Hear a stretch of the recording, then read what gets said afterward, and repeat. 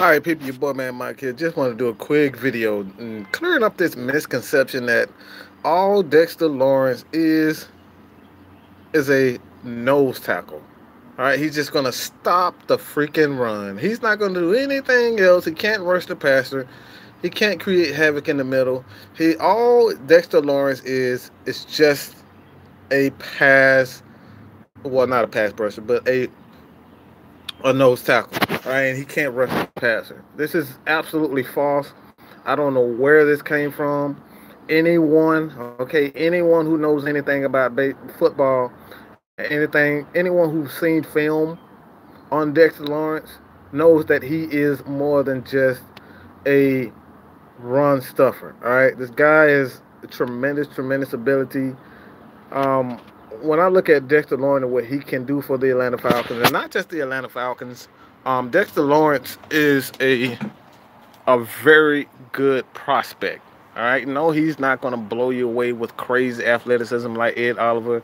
No, he doesn't have that tremendous first step like a Brian Burns or a Montez Sweat and whatnot. He's not going to blow you away with all that. Okay, all right, he's not going to blow you away with any of that, man. But the misconception, what he will provide for the Atlanta Falcons, and specifically for the Atlanta Falcons, or any team that is in search for a different piece on the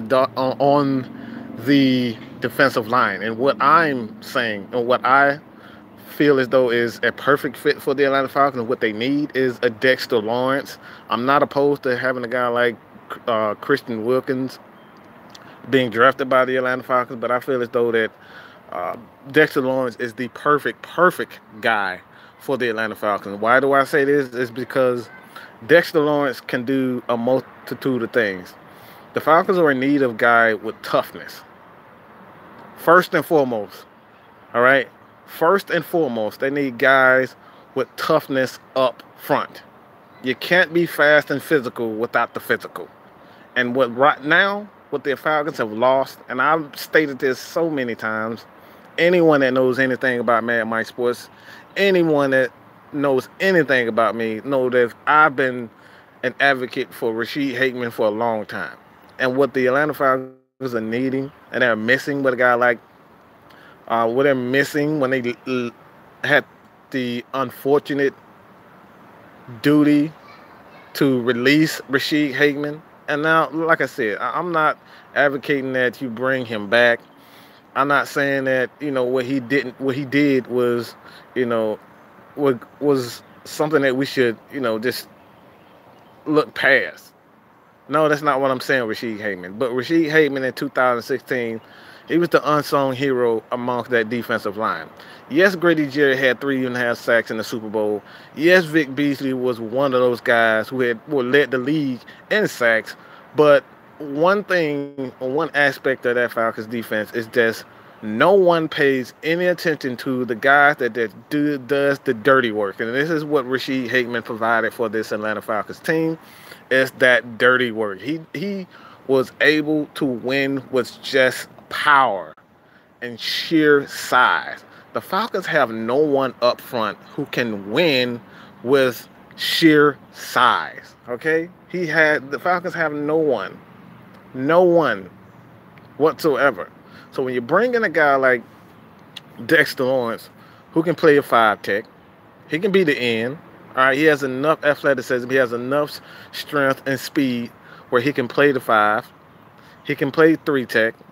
He can play 1. He can play 0. The guy can play line. You can line him up all over the place, much like you did Rashid Hakeman. So when you look at Rashid Hakeman and what the Atlanta Falcons were they successful in 2016 when they made the Super Bowl run? This is the aspect of the defense that no one talks about. A guy that can come in and consistently, okay?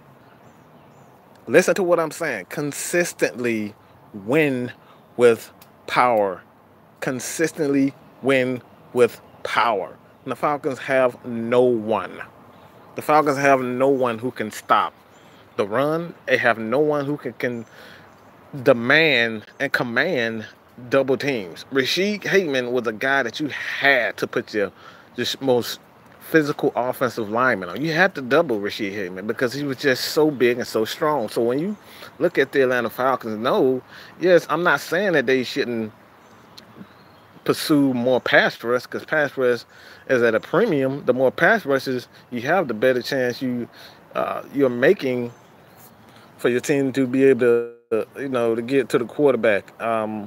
But if you can't stop the run, look, you're never going to be in pass rush situations. So you have to have a guy on that defense that can consistently win with strength, consistently, and create matchup problems, for other offensive linemen. To create one-on-ones for Vic Beasley, create one-on-ones for Grady Jarrett, create one-on-ones for Tack McKinley.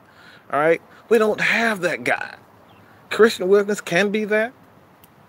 But when you look at what Dexter Lawrence can provide with just his size, the guy's 6'4".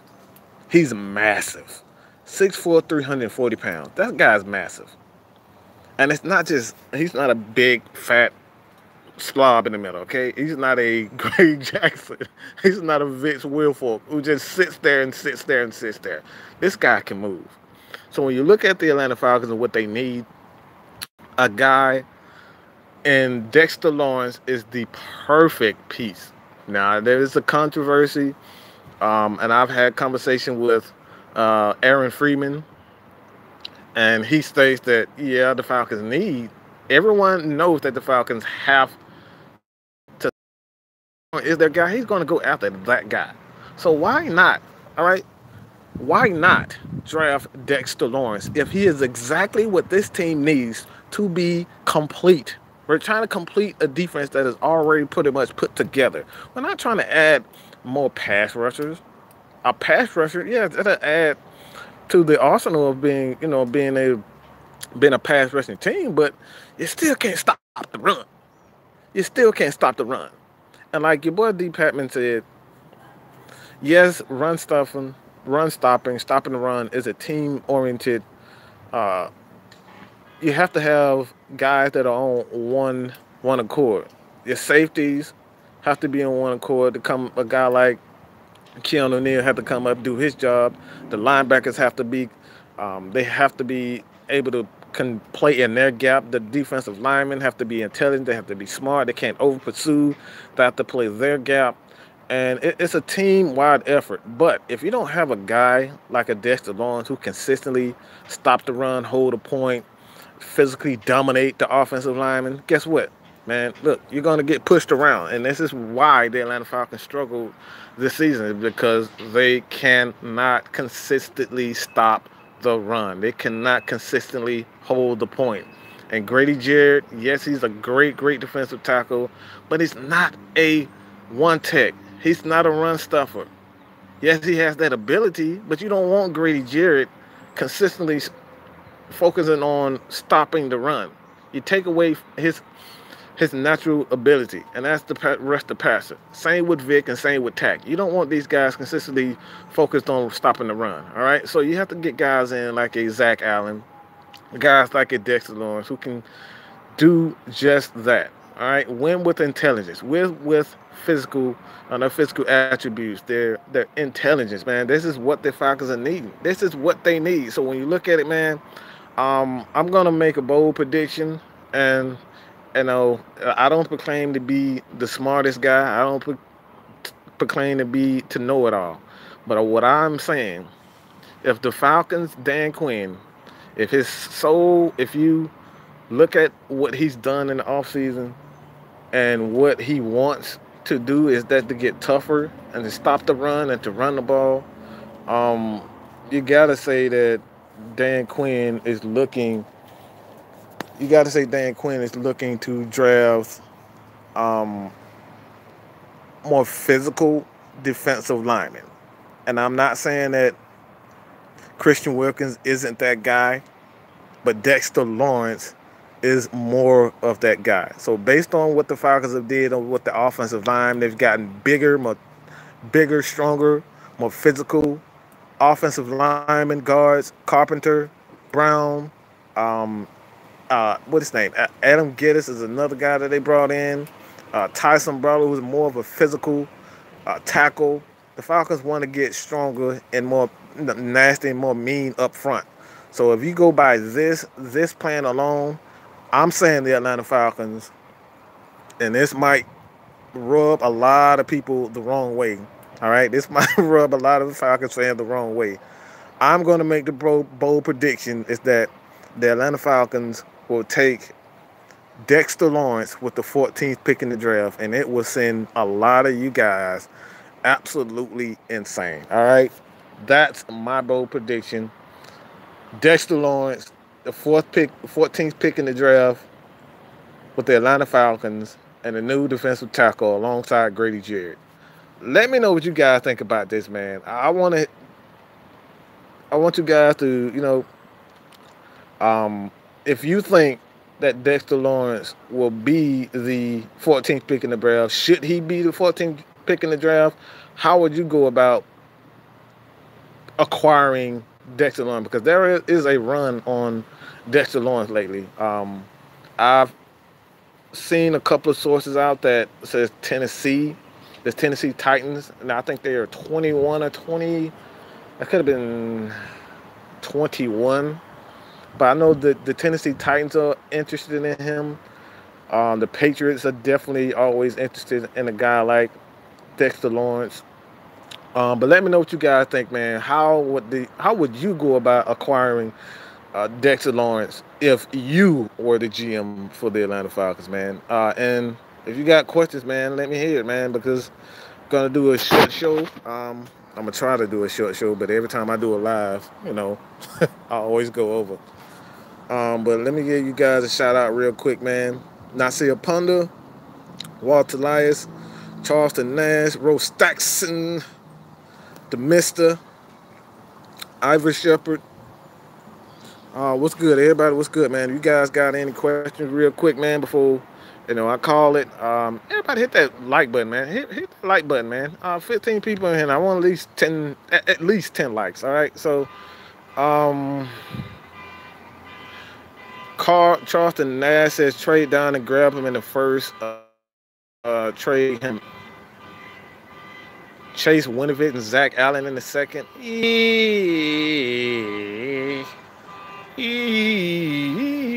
I don't know, man. I like Zach Allen. If you don't get,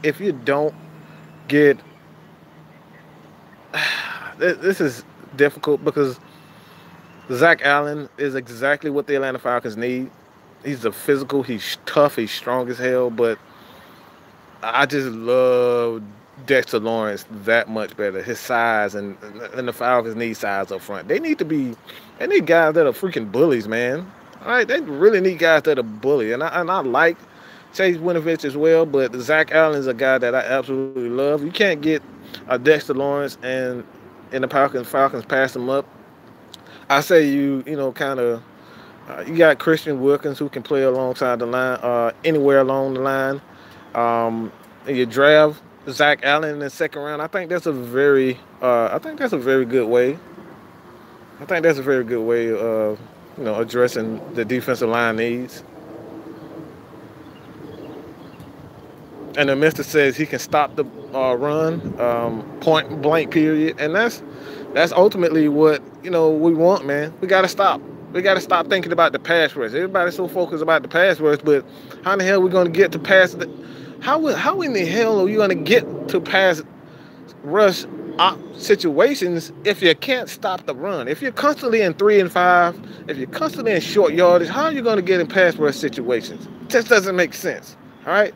And this is one of the reasons why Vic Beasley was during the first 8 games of the season, your boy Vic Beasley played over 300 snaps. Do you understand how insane that snap count is for a guy his size? Not just his size. All right. Vic Beasley played 300 snaps. I don't know many defensive linemen during the 8th pick in the draft where during the eighth pick and draft, but the eighth game during the season had 300 freaking snaps. 300 snaps in the 8th game. That is insane. So if you want to get Vic have to get the best out of Vic. You want to get the best out of Tack and Grady. They can't be playing so many snaps, man. You got to conserve these guys. You got to conserve these guys. You cannot have these guys playing so much, base formation, base situations. You got to get those big hog mollies up there, man. The big, humongous guys that can just eat up space and basically bully people. This is what the Falcons need, man. So if you want to get a consistent pass rush, you got to lessen your snap counts. You got to lessen Tax, Vic, and Grady's snap counts. I know that may sound crazy to a lot of uneducated football fans, but if you want guys to be at their best as a pass rusher, you can't have them playing so many snaps, man. If most of those snaps you can decrease Vic Beasley snaps for about 100 or 150 snaps, and he gets in the neighborhood of 15 sacks a year with decrease in snaps. I promise you the Atlanta Falcons will be a top 10 defense. But you have to decrease Vic Beasley snap counts. You have to decrease Tack McKinley's snap counts. They can't continue to play these many snaps, all right? You have to stop the run, and they have to get more physical up front, man.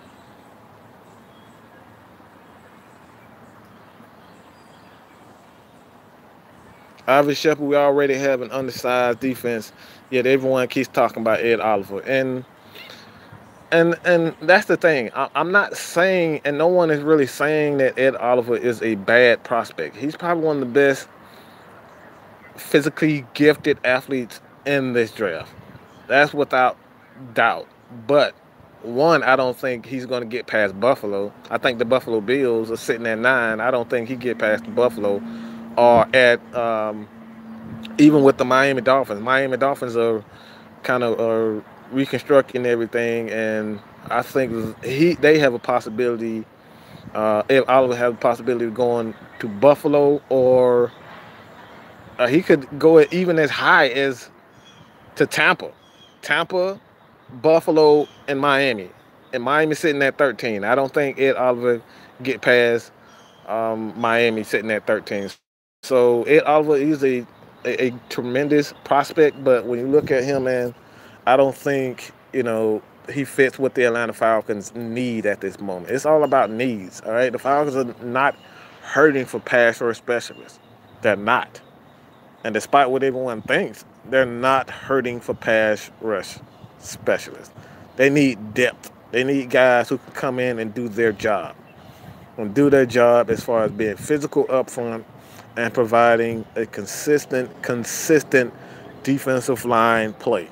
All right, you have Vic, Tack, and Grady. All right, even Jack Crawford, he is pretty good getting to the rushing the passer. So Falcons don't need a ton of things, but you bring in a guy like Ed Oliver, I don't think he helps with the Atlanta Falcons. There was a scenario that I placed earlier that if the Falcons were to draft Ed Oliver, you could quite possibly, trade back up. You can trade up to get a Dexter Lawrence and maybe a Zach Allen early in the second round, but I don't think the Falcons are in need of a pass rusher, especially with Ed Oliver.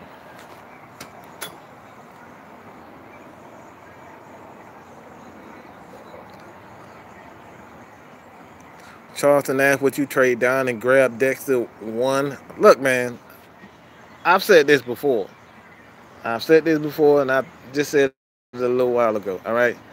If Dexter Lawrence is your guy, if Dexter Lawrence is the guy that you need for your team, why take the risk of passing up on him? And you know for a fact that he can fix most of the problems with this defense. Why would you pass up on him? We've seen teams like the dang Saints. The Saints were willing to do something retarded, crazy, stupid, and trade their future first round pick to get Marcus Davenport. Like some other team is slumbering over Dexter Lawrence right now. Why would you risk passing up your guy that you know that he could help you make your defense much better? Why would you risk passing up there. I wouldn't risk it unless you make a trade in the draft where you're sitting at 14, and you can make a trade where you're sitting at no lower than 18. Why would you risk passing up on Dexter if you know he can fix your defense? Just doesn't make sense to me. Get your guy. If your guy can help your defense and they help create more mismatches for Tack, Vic, Grady, hey, you need to grab that guy. Stop playing around, all right? Stop playing around, get your guy, and improve your defense.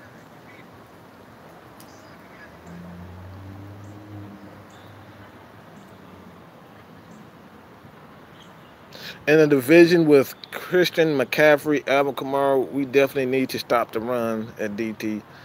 Man, look, it's not so much that. The Falcons, Christian McCaffrey and Alvin Kamara, those guys are not going to go up the middle, all right? Just even without a Dexter Lawrence, you're not going to go up the middle. Those guys pretty much beat us on the outside. And the Falcons, with our athletes, I don't think we want to worry too much about Christian McCaffrey and Alvin Kamara. Those guys, you have to worry about guys like who was with the Saints and um, what's his name?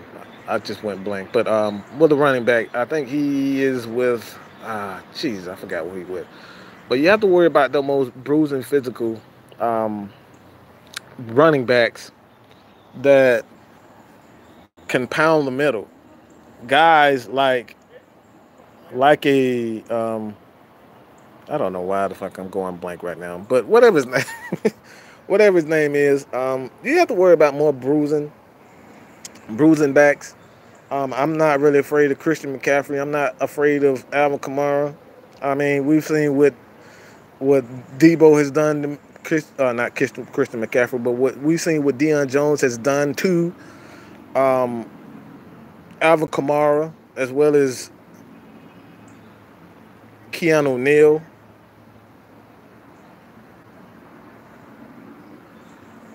Yeah, we've seen what they can do to smaller backs. So I'm not worried about Alvin Kamara and the smaller back. The Falcons need to worry about backs like Nick Chubb, those guys in the size. Mark Ingram, that's the guy. Thank you, Antoine.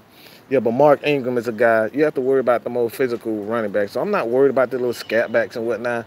Those guys are not, 9 times out of 10, they're not going to beat the Falcons, can kill the Falcons because we have so many freaking athletes on this team. So you need guys who are more physical to be leaders on this defense. And I think that's one aspect of the team we can improve also. We can't continue to, just focus and lean on Ricardo Allen. We need more leaders, and we specifically need more leaders up front. So if Grady Jarrett can be more of a leader, a vocal leader up front, and help guys and get them set in the right places, be more vocal, be more accountable to what his guys around him, take the initiative to be the leader. I think the Falcons will be okay, but they definitely need to get tougher, and they definitely need more leaders up front as far as the defensive line is concerned. What about the rumors of moving up to get Oliver Chris White?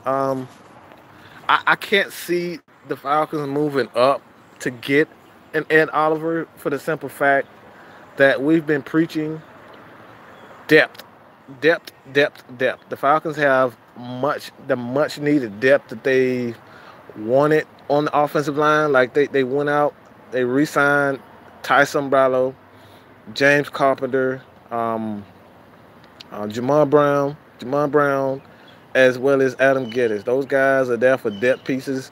So when you look at it, they've addressed the offensive line. They haven't addressed the defensive line. So, look, I don't see a scenario where you're looking at trying to add depth to the defensive line. And we can all agree they need at least 3 defensive linemen in this draft. They need at least 3 defensive linemen. So I think the Falcons in this draft, they can come out with, I expect them to come out somewhere in between, I think they'll come out with 4 defensive linemen. But for the most part, like I said before, I don't see them trading up to get Ed Oliver. I just don't see it. I just feel as though that Tampa may take a look at Ed Oliver. Buffalo definitely, as well as the Miami Dolphins. Those guys are going to go after him.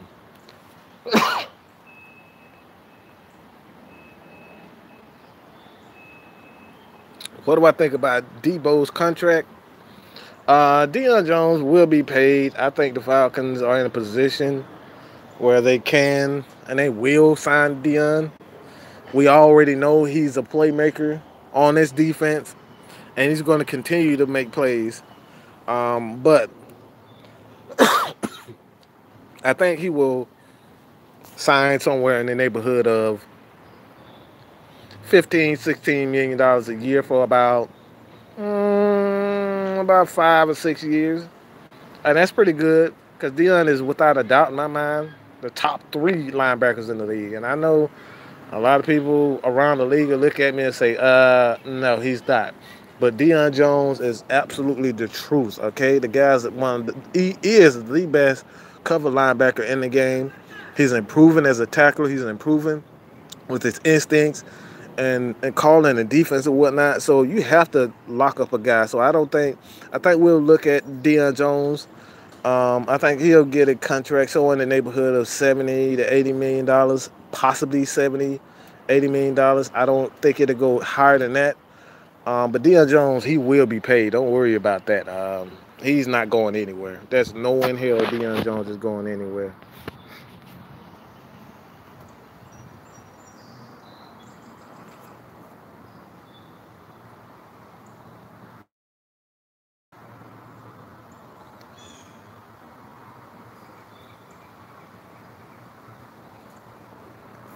Ooh, ooh, ooh, ooh.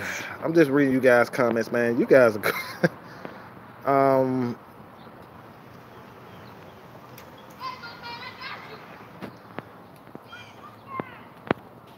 moving up to get. Hold up, what the hell? Epic the Gamer moving up to get Quentin Williams? Hell no. Hell no. Hell no. Hell no. Man, we had 2 picks after we do some crap like that. No, no, no. I like Jawan Taylor, but no, we're good, dude. No, we're not moving up to get Quentin Williams. No, no, no, no, no. That's 10 spots we have to. I hope that's not what you mean. I hope that's not what you mean. Moving up 10 spots to get Quentin Williams. No, no, no, no, no, no, no. Man, that'll be the ruin. You know, you're talking about Falcons depth. We had no depth. We'll possibly have a great player in Quentin Williams, but we wouldn't have anything after that. Moving up 10 spots to get Quentin Williams. I don't think that, bro. No, Quentin Williams is not getting past. I don't see him getting past San Francisco and Oakland. I just don't see him getting. He's just too special of a player. He's like Christian Wilkins, but better.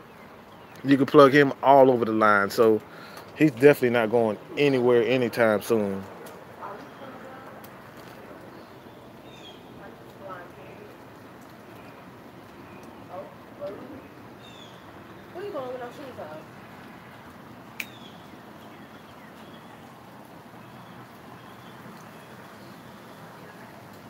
No, get you a new one.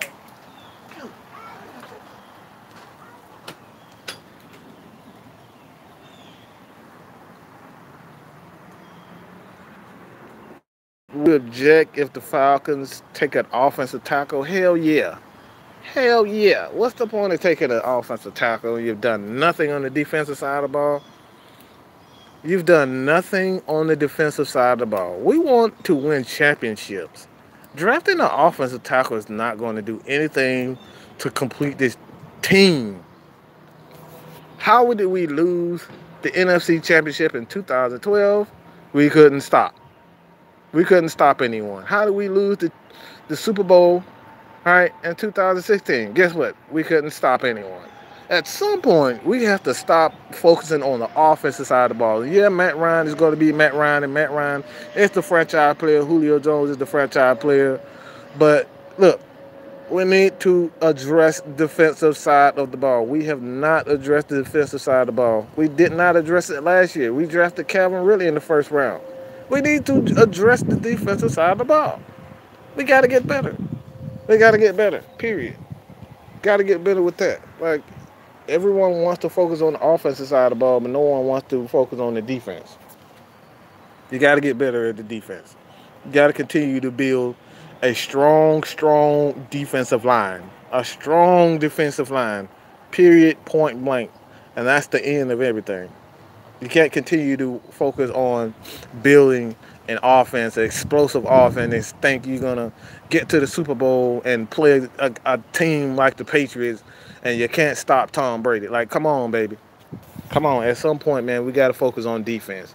This is the time. We cannot continue to afford to, just focus on offense, getting Matt Ryan more targets, getting him more weapons, build the offensive alignment. And one misconception, you don't have to, like, one of the things that have made the Patriots so successful over the years is their ability to find talent in the later rounds. They're great at finding talent in the later rounds and being able to coach these guys in the later rounds. So you don't always need to spend a first round pick on an offensive lineman. You can find some good guys in the later rounds if you do that. If you do your good job, if you do a good job of developing players and whatnot, you really do not need to spend a first round pick on a offensive lineman. You really don't. I'm going.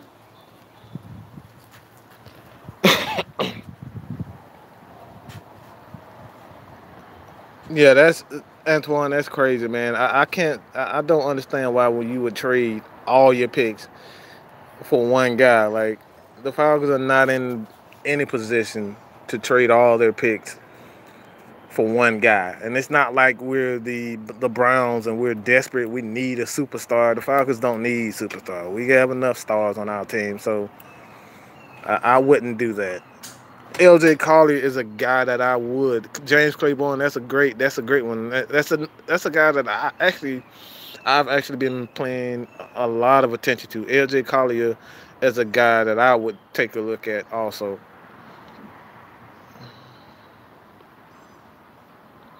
Well, Terry McCoo, sometimes Falcons need to blitz more. That's ultimately why Dan Quinn is taking over the ranks of defensive coordinators, because under Marquand Manuel, it was more of a zone, just way too much zone, way too much coverage. I mean, there were periods during the first half of the season where the Falcons were dropping 8 guys in the coverage and rushing 3. Like, that cannot happen, okay? You can't have that happen.